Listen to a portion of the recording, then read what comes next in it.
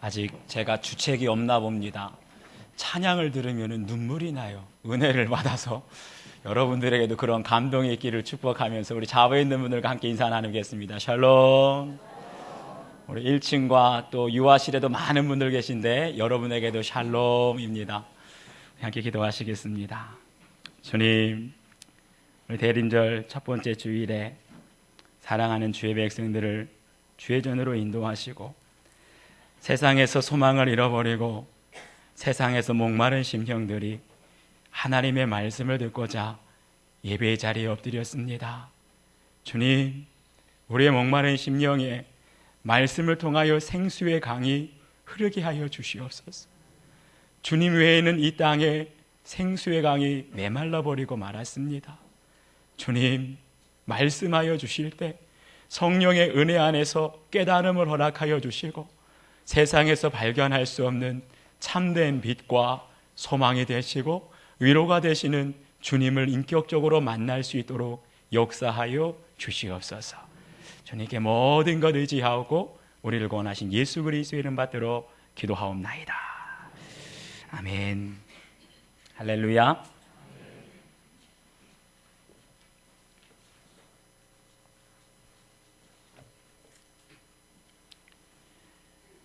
어떤 목사님은요, 이 설교를 할 때 이렇게 감동을 받고 잠깐 NG 장면이 있으면 편집을 하라 그러더라고요.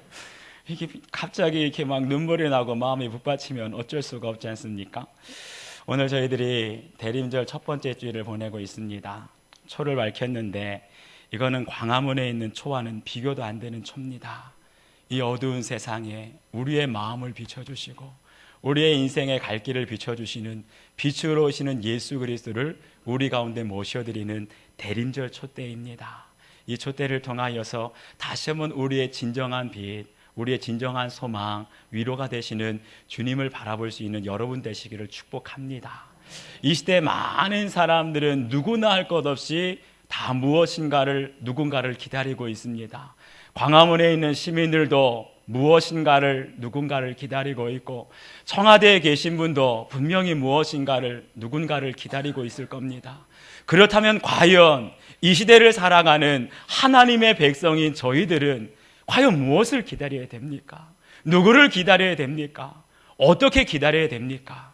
우리가 오늘 대림절 첫 번째 주일에 하나님께서 주시는 말씀을 통하여서 누구를 기다려야 되고 어떻게 기다려야 되며 언제까지 기다려야 되는지 기다림의 끝에서라는 제목으로 함께 은혜를 나누겠습니다. 첫 번째 살펴볼 것은 과연 무엇을 기다려야 되냐 하는 말씀입니다. 우리 25절 말씀을 함께 다시 읽겠습니다. 25절 시작.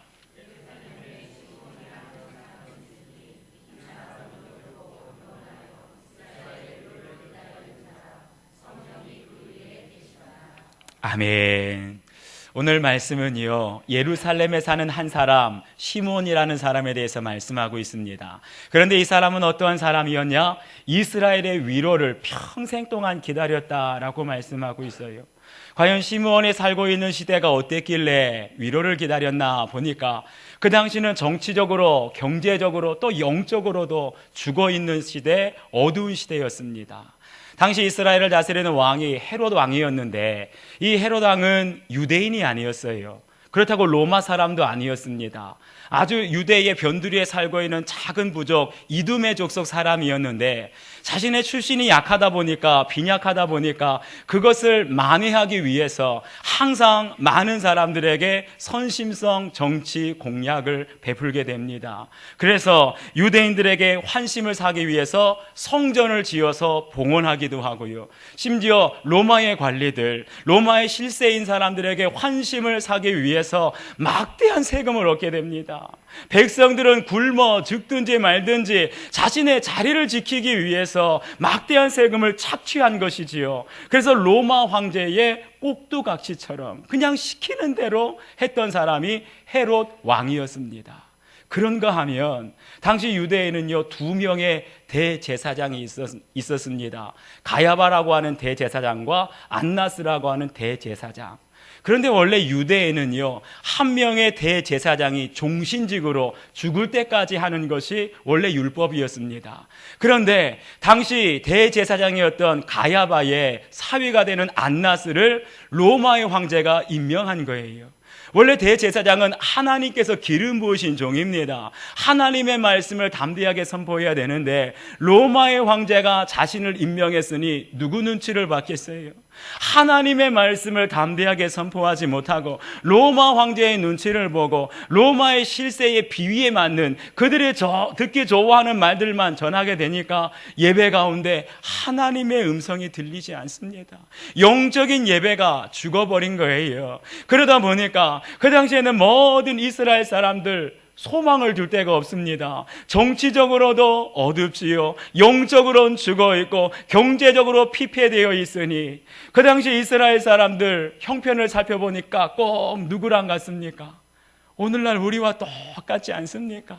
사회적으로 불만이, 정치에 대한 불만이, 그리고 정치에 대한 여러 가지 분노와 울분이 치솟습니다.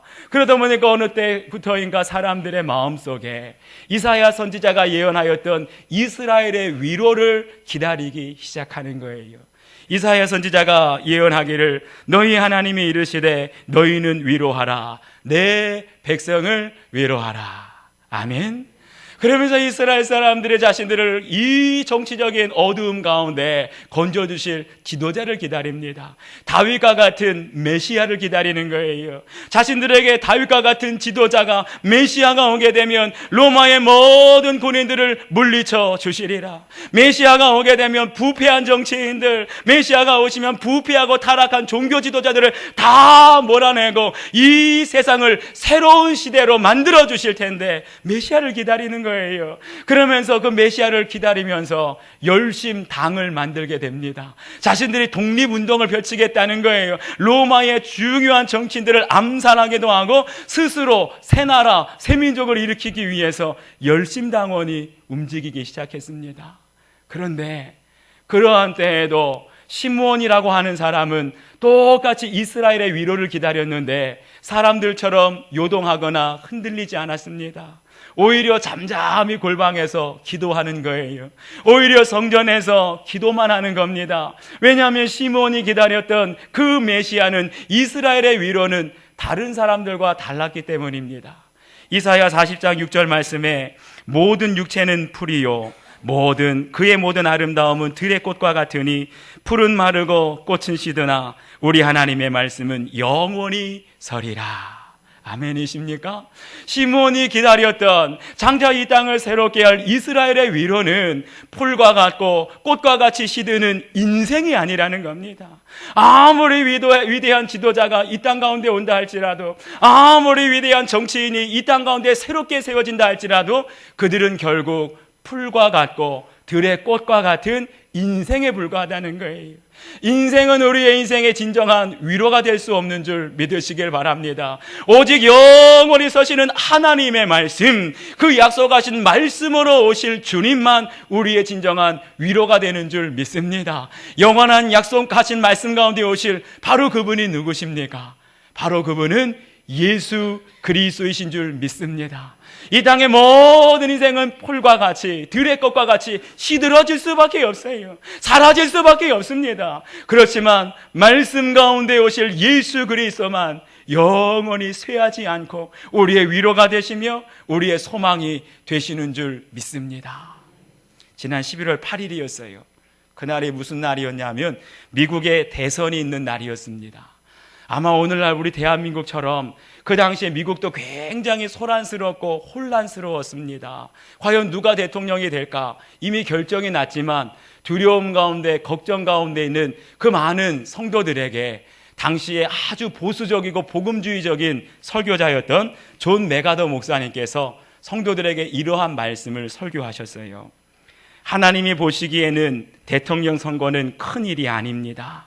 이 모든 일은 하나님의 주권 속에서 이루어지는 일임을 믿으시기 바랍니다. 대통령이 누가 돼도 상관없습니다. 대통령은 왔다가 사라지고 정치가도 왔다가 사라집니다. 정치에서 일어나는 일과 선거에서 일어나는 일은 하나님의 나라와는 상관이 없습니다. 이런 일들과 하나님의 나라와는 질적으로 다릅니다. 예수님께서 저희에게 분명히 말씀하셨습니다. 하나님의 나라는 이 세상에 속한 것이 아니다. 대통령보다 국회의원보다 훨씬 더 중요한 사람은 이 자리에서 하나님께 예배하는 신실한 성도, 신실한 그리스도인 한 사람이 더 소중합니다. 희망을 잃어버리고 위로를 잃어버린 이 시대에 그리스도의 위로의 메시지, 그리스도의 소망의 메시지를 전하는 저와 여러분 한 사람이 훨씬 더 소중합니다. 아멘이십니까? 이렇게 멋진 설교를 제가 했으면 얼마나 좋았겠어요. 그런데 하나님의 종인 존 메가더 목사님께서 방황하고 시대적인 여러 가지 상황, 혼란스러운 상황 속에 있는 백성들에게 이 말씀을 전합니다. 우리가 기대하고 소망을 이 땅의 위로는 이 땅의 정치적인 지도자가 아니라 영원한 하나님 나라에서 다스리실 우리 주 예수 그리스도만이 우리의 소망이 되시고 위로가 되시는 줄 믿습니다. 아무리 위대한 정치적인 지도자도 결국 한낱 풀에 지나지 않아요. 그들은 잠시 왔다 시들어지게 될 들의 꽃에 불과하지 않습니다. 사랑하는 여러분, 풀과 같고 꽃과 같은 인생 의지하지 마시고 영원한 하나님 나라에서 통치하실 우리 예수 그리스도를 우리의 위로로 기다리시면서 소망하시는 여러분들 되시기를 주의 이름으로 축원합니다. 그렇다고 한다면 그 주님을 어떻게 기다려야 하겠습니까? 우리 26절 말씀을 한번 다시 읽겠습니다. 26절 시작.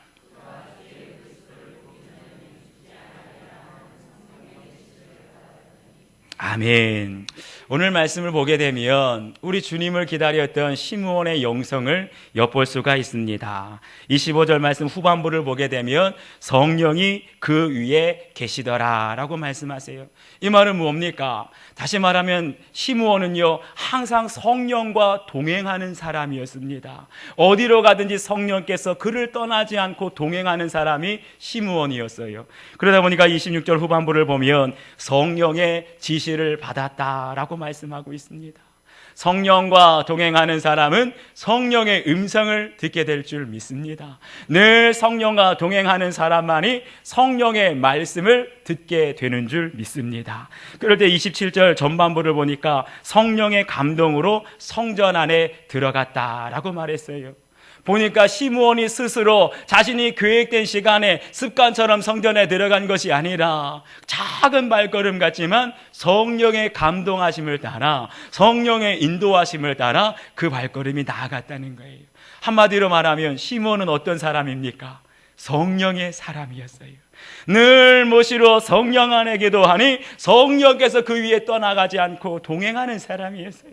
늘 성령 안에 깊은 대화를 하니까 다른 사람에게 들려지지 않은 하나님의 음성, 성령의 지시하는 음성을 들었던 사람이 시므온이었습니다. 그렇기 때문에 자의대로 움직이는 것이 아니라 오직 성령의 감동하심을 따라 걸어갔고 인도함을 받았던 사람이 시므온인 줄 믿습니다. 당시에 많은 사람들은 정치에 대한 불만이 많았어요. 타락하고 정말 정치 세력과 결탁한 그 종교 지도자들을 보면 마음이 답답했습니다. 소망이 다 무너져 내렸어요. 그러면서 스스로 많은 사람들을 선동해서 이 나라와 민족을 뒤집어 엎자, 우리가 로마에 대항해서 독립운동을 펼치자, 많은 사람들을 선동하고 동요하게 될 때 딱 한 사람, 시므온만큼은 흔들리지 않았습니다. 시므온은 사람들의 소리를 들었던 것이 아니라 시므온은 세상의 소리를 듣기 전에 먼저 성령의 음성을 듣고자 했던 거예요. 이 시대에 성령께 우리에게 어떤 말씀을 하시는지, 이 시대를 살아가는 혼란한 시대, 소망을 잃어버린 이 시대에 성령께서 우리에게 어떠한 말씀을 하시는지 귀 기울여 들었던 겁니다. 비록 100세나 되었습니다. 시몬의 나이가 100세나 되니까 육신의 귀는 점점 어두워졌지만 다른 사람들은 들을 수 없는 영적인 귀가 열려진 거예요. 세상 사람들은 사람의 소리는 들어도 하나님의 음성은 들을 수 없었지만 시므온은 반대였습니다. 세상의 소리는 점점 희미해졌지만 오히려 성령의 음성, 하나님의 말씀은 더 또렷하게 들려지는 것이었습니다. 그러한 시므온에게 주님께서 말씀하시는 거예요. 우리 27절 말씀을 한번 다시 읽겠습니다. 27절 시작.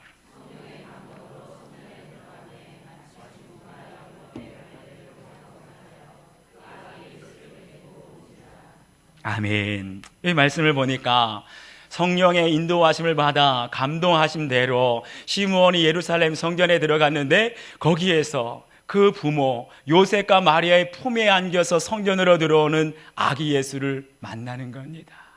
아마 그 당시에 수많은 사람들이 있었을 거예요. 그 성전에 제사장이 있었을 것이고 수많은 하나님의 말씀을 평생 연구했던 서기관과 수많은 바리새인들이 분명히 있었을 것입니다. 그런데 어느 누구도 요셉과 마리아의 품 안에 안겨들여오는 아기 예수를 알아보는 사람이 없었어요. 보기는 보았어도 그 아기 예수가 이스라엘의 위로가 되시고 우리를 구원하실 그리스도가 된다는 건 아무도 알아보지 못했습니다. 왜요? 그들은 성령의 감동을 못 받았기 때문에, 그들은 영적인 눈이 어두워져 있었기 때문에 아기 예수를 두고도 예수인지 깨닫지 못하고 아기 예수 앞에서도 이스라엘의 위로인 것을 깨달을 수 없었습니다. 그렇지만 시므온의 눈에는 보여지는 거예요. 그날 아침 분명 시므온은 하나님 앞에 기도했을 것입니다. 성령의 감동하심을 따라 보통 때와는 다르게 좀 일찍 집을 나서게 하시는 거예요. 평소에 가는 길이 있는데 그날따라 성령께서 다른 길로 다른 문으로 인도하시는 것입니다. 평소 같으면 예루살렘 성문을 지나서 성전 안으로 들어갔을 텐데 그날따라 성령께서 시므온의 발걸음을 멈추게 하시는 거예요. 그리고 그날따라 시므온의 마음을 움직이셔서 고개를 돌려서 누군가를 바라보게 하는데 그 눈에 요셉과 마리아가 쏙 들어오는 겁니다. 그리고 그 품에 안겨있는 아기 예수를 바라보는데 성령의 음성이 들리십니다. 이가 바로 네가 기다렸던 이스라엘의 위로이니라. 아멘이십니까? 여러분, 성령의 인도하심을 받고 성령의 음성을 듣는 사람에게는요, 모든 것이 우연한 만남은 없고 필연적인 만남만 있는 줄 믿습니다. 도저히 피할래야 피할 수 없는 바로 그곳에서, 바로 그 시간에 하나님은 정확하게 맞닥뜨리게 하시는 거예요.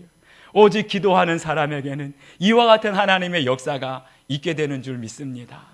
지난주 오후 찬양 예배 시간이었어요.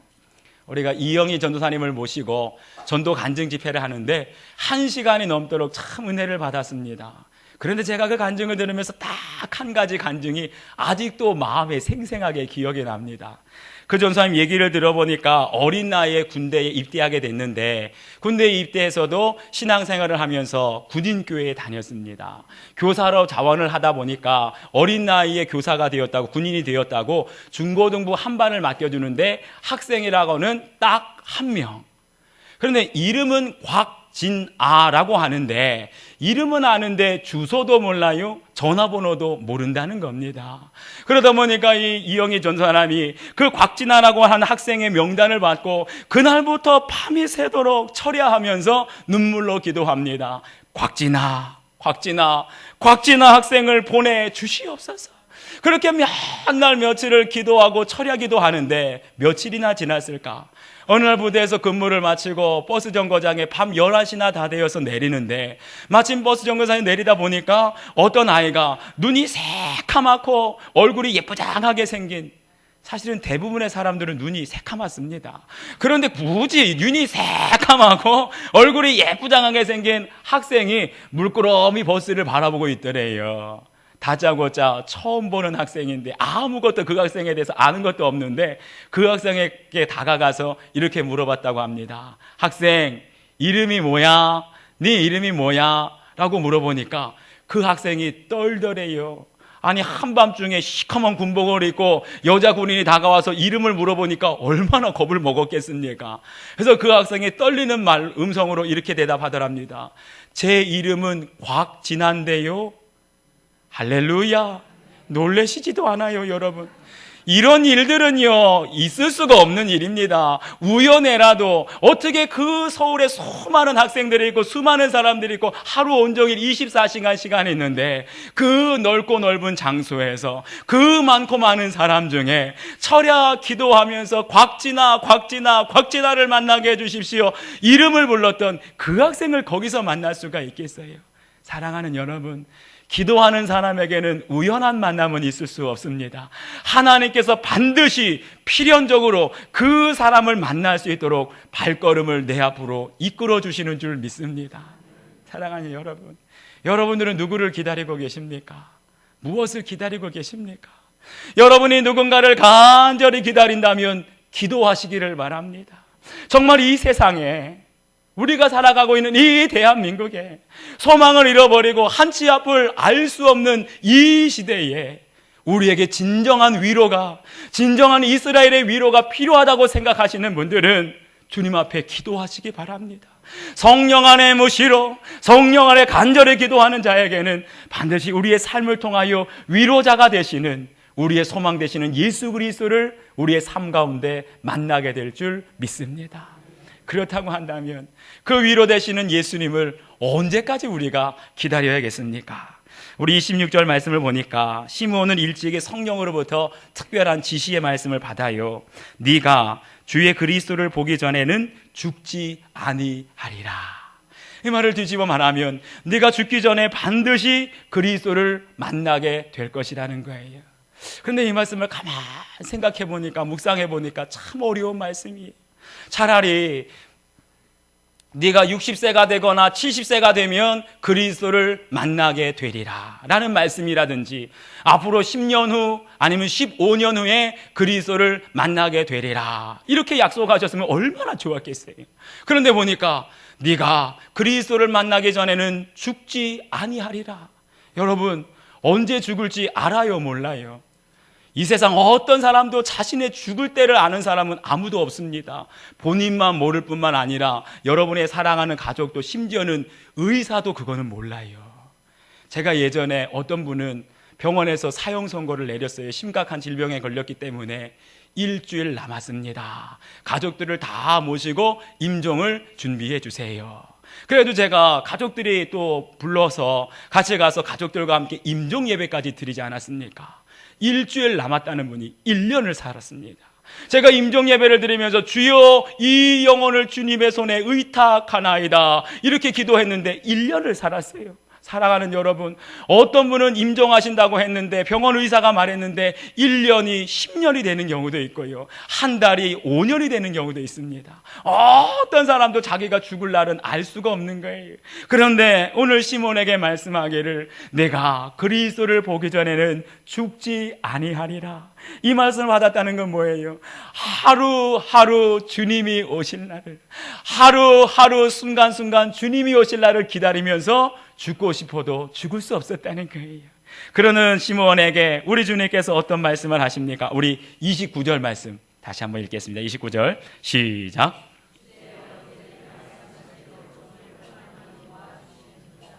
아멘.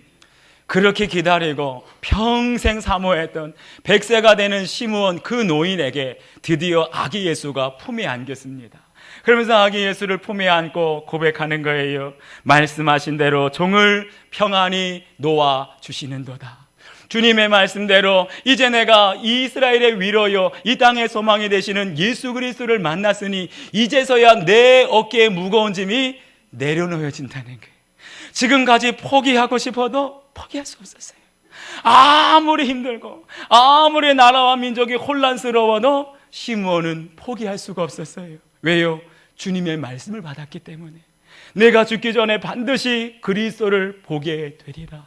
이 말씀을 받은 사람은요, 아무리 힘들어도 아무리 고통스러워도 아무리 괴로워도 그 인생 포기할 수 없고 하나님이 약속하신 말씀이 이루어질 때까지 기다리게 되는 줄 믿습니다. 누가 기다릴 수 있습니까? 말씀을 받은 사람만 기다릴 수 있는 거예요. 누가 목적지까지 다다를 수 있습니까? 오직 성령의 지시를 받은 사람만 그 인생의 목적지까지 포기하지 않고 달려가게 되는 줄 믿습니다. 지난 목요일이었어요. 저에게는 친정과도 같은 안산제일교회 함께 모셨던 우리 고은 목사님께서 올해 이제 은퇴를 하신다고, 은퇴하기에 앞서서 모든 지금까지 55년 역사 동안 안산제일교회를 거쳐갔던 목회자들을 다 초청했어요. 교회로 홈커밍데이라고. 그래서 갔더니 한 40여 명의 아주 정말 존경하는 목사님들부터 시작해서 저기 중국에서 제주도까지 모든 목회자 전국에서 다 몰렸어요. 근데 그 중에는 장신대 설교학 교수이신 김은영 교수님까지, 우리 한산제일교회 선배님이신데 그 교수님이 오셔서 특별히 후배 목사님들을 위해서 특강을 해주셨는데, 그 목사님께서 1907년도 평양에서 있었던 평양 대부흥운동을 연구를 하셨답니다.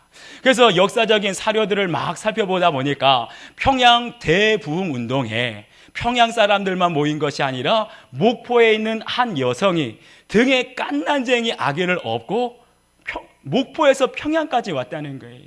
여러분 생각해 보세요. 1907년도에는 기차도 없었습니다. 1907년도에는 버스도 없었습니다.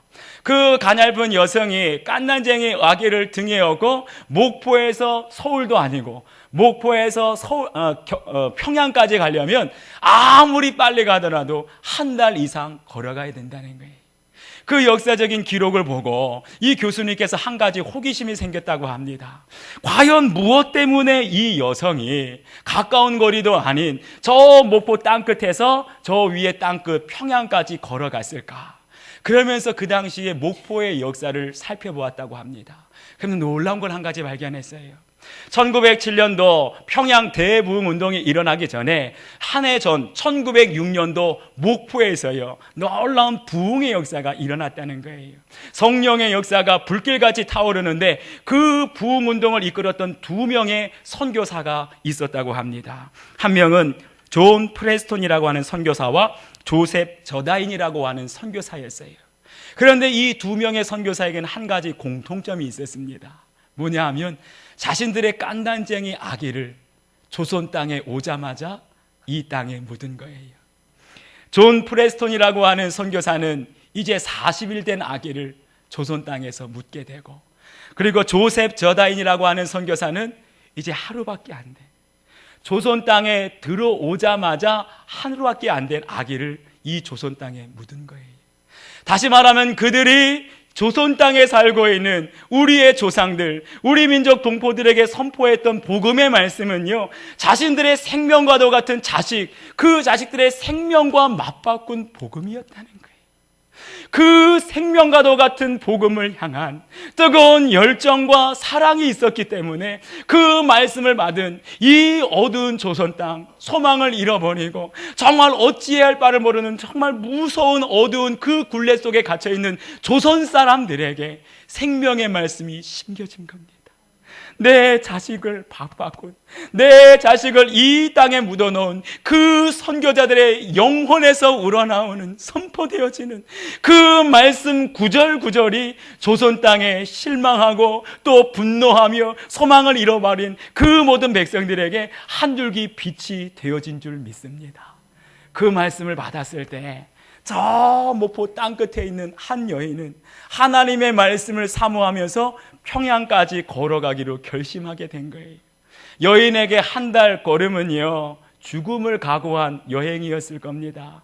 내가 지금 떠나게 되면 다시 돌아오지 못할 수도 있어요. 내가 그곳에 도착한다는 보장도 없습니다.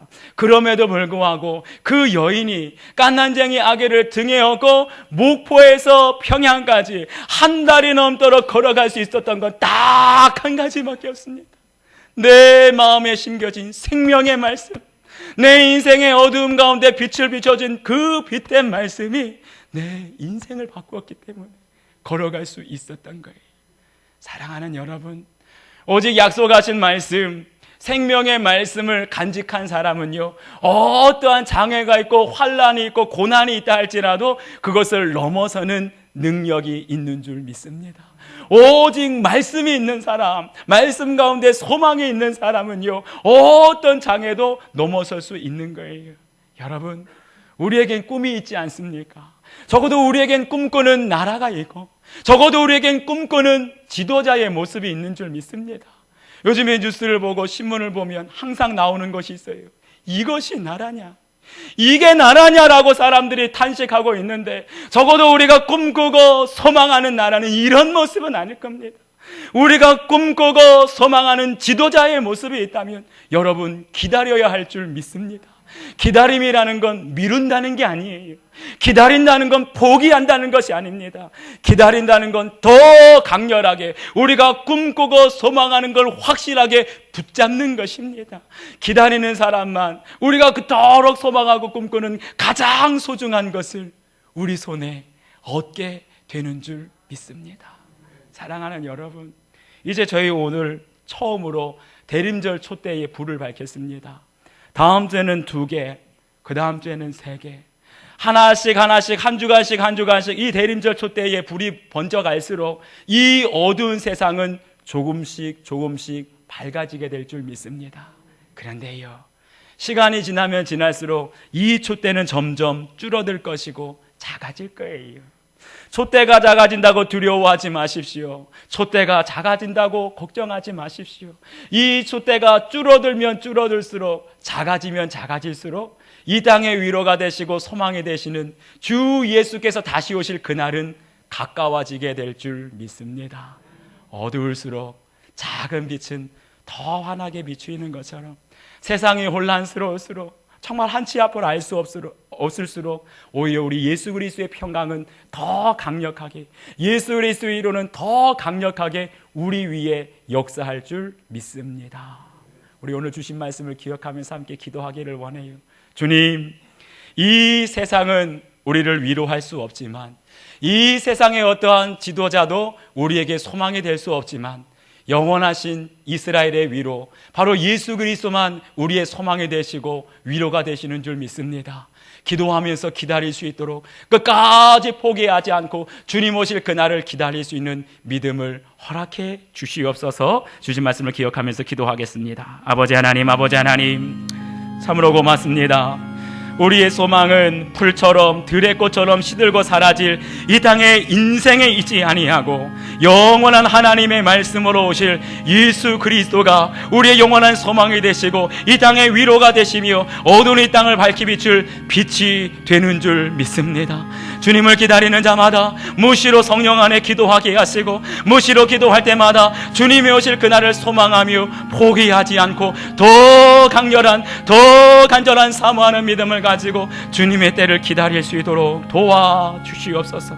하나님, 이 땅의 모든 것들이 무너져 내릴 때 진리의 말씀이 바로 서게 되는 줄 믿습니다. 진리의 말씀으로 저희들을 깨워주시고 저희들을 치유하여 주시고 저희들의 갈 길을 비춰 주시옵소서. 감사합니다.